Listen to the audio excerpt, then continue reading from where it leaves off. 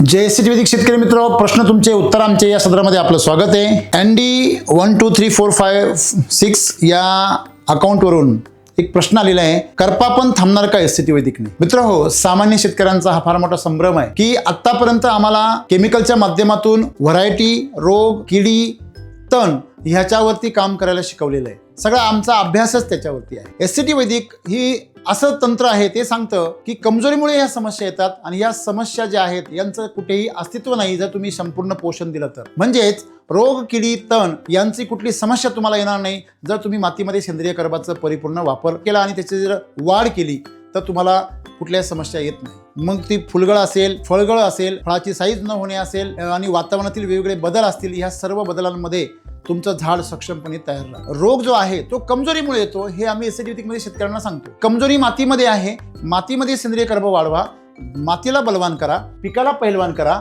आणि मग शेतकरी धनवान होतोच आहे ना, बरोबर आहे। आणि म्हणून आपण एक लक्षात ठेवलं पाहिजे की रोग आणि किडींवर काम करण्यासाठी एसटी वैदिक नाही।